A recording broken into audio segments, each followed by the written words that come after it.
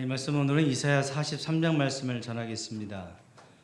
18절부터 읽겠습니다. 너희는 이전 일을 기억하지 말며 옛적 일을 생각하지 말라. 보라 내가 새 일을 행하리니 이제 나타낼 것이라. 너희가 그것을 알지 못하겠느냐. 정령이 내가 광야의 길과 사막의 강을 내리니 창자 들짐승 곧 실함과 및 타조도 나를 존경할 것은 내가 광야의 물들을 사막의 강들을 내어 내 백성 나의 택한 자로 마시게 할 것임이라. 이 백성은 내가 나를 위하여 지었나니 나의 찬송을 부르게 하려 함이니라. 아멘. 요즘은 성탄절이 성탄절 같지가 않고 새해가 새해 같지가 않습니다. 현재의 삶에 대한 만족도가 높지 않은데 그렇다고 미래에 대한 기대감도 높지 않기 때문인 것 같습니다. 거기에 어수선한 정치 상황과 여러 사건 사고들이 들려오게 되니 우리의 마음을 더욱 우울하게 만드는 것 같습니다. 하지만 성도인 우리들은 절망만 할 것이 아니라 새로운 희망을 찾고 일어서야 하는 존재인 것들을 기억해 주시기 바랍니다. 우리가 살고 있는 오늘은 누군가 그렇게 살고 싶었던 내일이라는 말이 있습니다. 우리에게 주신 하루하루를 귀하게 여기고 잘 살아주시기 바랍니다. 우리는 지금 2025년 첫 주일 예배, 즉 신년 주일 예배를 하나님께 드리고 있습니다. 특별히 오늘 눈길을 뚫고 예배 자리로 오신 여러분에게 하나님의 은총이 함께 하시기 바랍니다. 오늘 본문 말씀 이사야서 성경은 유다의 히스기야 왕과 므낫세 왕 통치 시절에 활동했던 이사야 선지자의 기록입니다. 선지자는 타락한 이스라엘 향한 하나님의 심판을 예언하고 그 심판 가운데에서도 하나님을 소망하라는 말씀을 전했습니다. 특히 앞으로 큰 위기가 올 것인데 그것은 포로 시대가 올 것을 예언하면서 그 포로 시대에도 하나님께서는 역사해 주시고 하나님께서는 구원해 주실 것이라고 하는 소망의 말씀을 전합니다. 하지만 그 말씀은 당시 왕과 이스라엘 백성들이 듣고 싶었던 내용은 아니었습니다. 당장 어려움을 이겨내고 잘 먹고 잘 살게 해달라는 그런 종류의 말씀을 전해달라고 그들은 원했습니다. 거짓 선지자였다면 얼마든지 그들의 요구대로 사탕발림 예언할 수 있었겠지만 이사야 선지자는 그렇게 하지 않았습니다. 끝까지 진실되게 하나님의 말씀을 전하고자 했던 것입니다. 그렇다고 해서 축복의 말씀이 없었던 것도 아닙니다. 43장 1절 말씀 이후의 내용을 보면 야곱아 너를 창조하신 여호와께서 이제 말씀하시느니라. 이스라엘아 너를 조성하신 자가 이제 말씀하시느니라. 너는 두려워 말라. 내가 너를 구속하였고 내가 너를 지명하여 불렀나니 너는 내 것이라. 네가 물 가운데로 지날 때에 내가 함께할 것이라. 강을 건널 때에 물이 너를 침몰치 못할 것이며 네가 불 가운데로 행할 때에 타지도 아니할 것이요 불꽃이 너를 사르지도 못하리니 대저 나는 여호와 내 하나님이요 이스라엘의 거룩한 자요 내 구원자임이라. 내가 애굽을 너의 성령물로 그 수와 스바를 너의 대신으로 주었노라. 세 가지 말씀을 전하고 있는 겁니다. 첫 번째는 두려워 말아라. 두 번째는 내가 너와 함께 주겠다. 세 번째는 내가 널 지켜줄 것이다 입니다. 이 말씀은 오늘 내게 어떤 어려움이 와도 하나님을 향한 믿음이 흔들려서는 안 된다라고 당부하시는 내용입니다. 그 어려움은 2절에 나왔던 대로 물 가운데로 건너야 되고 강을 건너야 되고 불을 통과해야 되는 인생의 위기를 만난 종들에게 하나님께서 말씀하시는 것입니다. 이것은 앞으로 만나게 될 이스라엘의 위기, 즉 포로 시대에 어려운 상황을 만나게 되어질 것이지만 하나님께서는 변함없이 이스라엘 백성들을 도와주시고 후원해 주시고 함께해 주실 것이니 두려워하지 말 것을 말씀하시는 것입니다. 어쩌면 지금 이 자리에 계신 분들 중에도 인생의 위기, 인생의 포로기를 보내고 계신 분이 계실지도 모르겠습니다.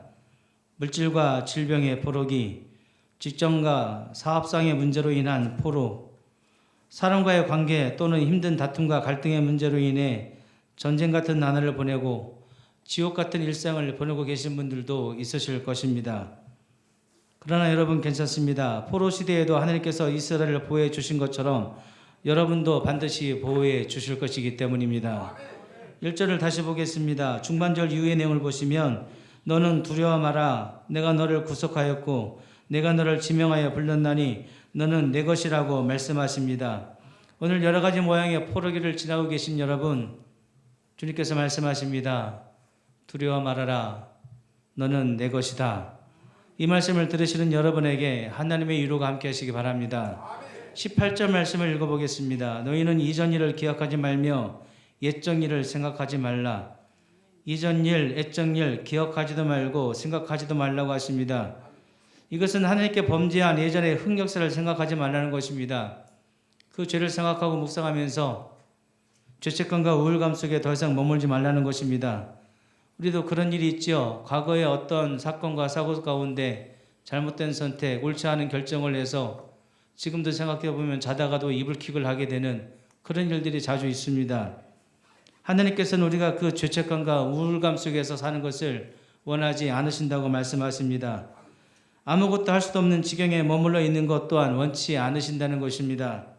물론 죄에 대한 철저한 반성과 회개는 있어야 됩니다.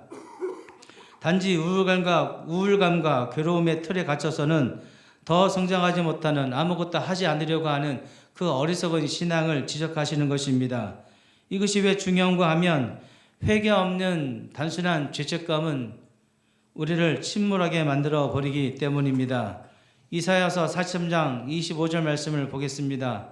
나는 나를 위하여 내 허물을 도말하는 자니 내 죄를 기억지 아니하리라. 하나님께서 스스로를 소개하시는데 너의 허물을 도말하는 자, 너의 죄를 기억하지 않으신 분이라고 말씀하시는 것입니다.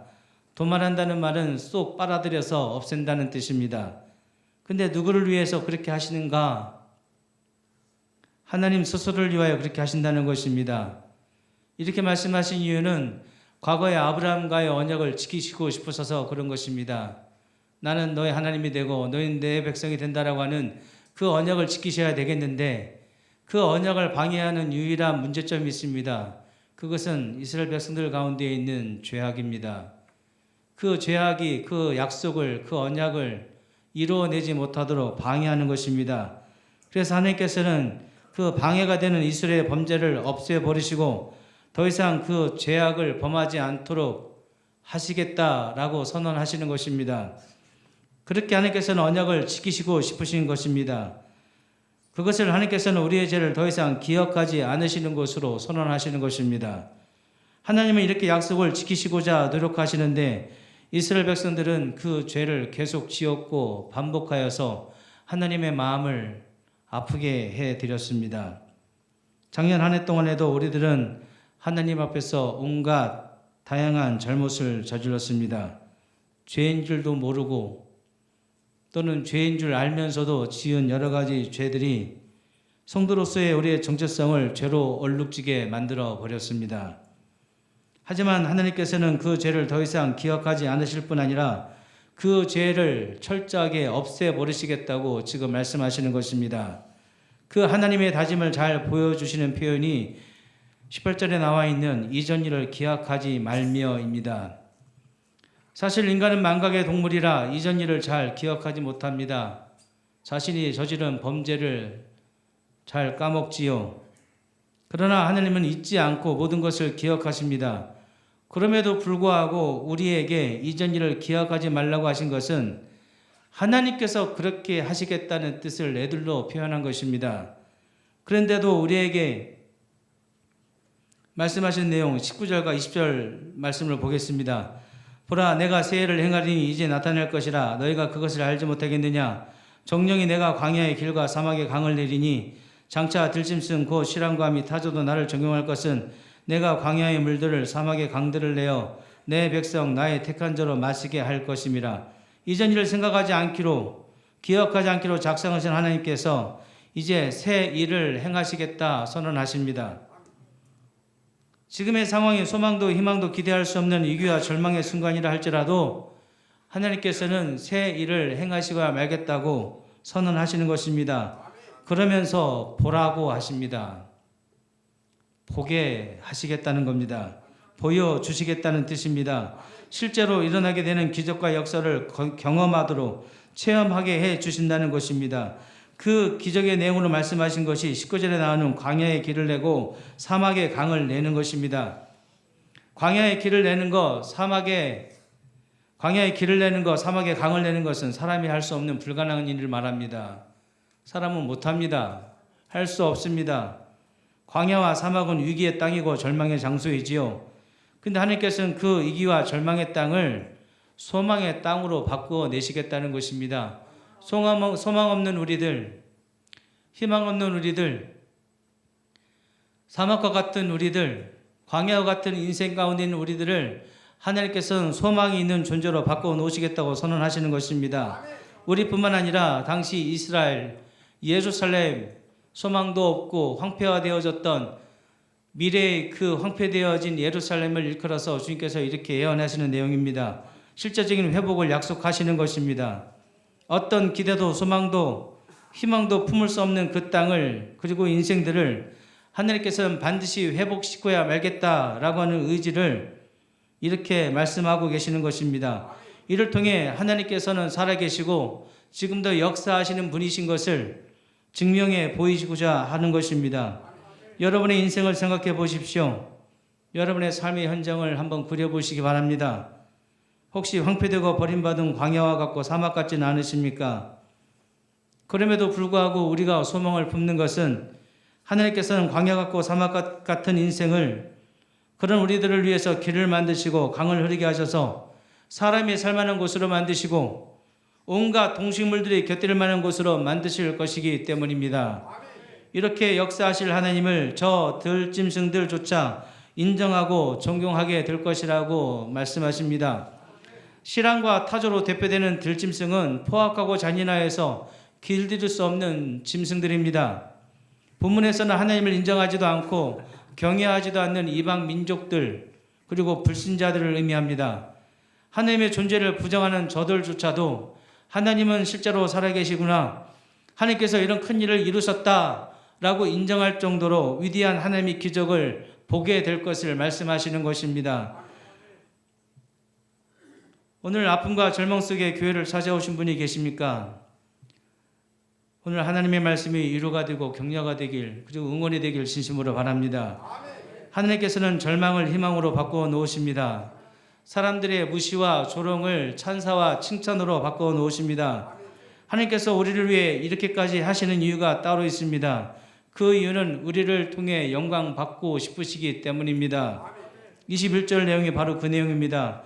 이 백성은 내가 나를 위하여 지었나니 나의 찬송을 부르게 하려 함이니라. 여러분과 저는 하나님을 위하여 지음받았고 하나님을 찬송하기 위한 존재들이라는 것입니다. 하지만 절망 속에 있는 인간은 하나님을 위하지도 하나님을 찬송하지도 못합니다. 그래서 그것을 알고 계신 하나님은 우리로 하나님을 찬송할 수 있도록 환경을 조성해 주시고 상황을 역전시키시는데 그것이 바로 새 일을 행하시는 것입니다. 이 새 일을 통해 우리의 찬송을 받으실 것이고 우리와의 관계를 회복시키고야 말겠다는 하나님의 열심과 고집을 우리에게 나타내 보이시는 것입니다. 누가 하나님의 열심을 꺾겠습니까? 누가 하나님의 고집을 말릴 수 있겠습니까? 저는 올해 하나님께서 우리에게 행하실 새 일을 기대합니다. 이제는 엉들림과 억압에서 해방되시고 하나님을 찬송할 수밖에 없는 큰일과 새해를 경험하시는 축복의 2025년 되시기를 바랍니다. 기도하겠습니다.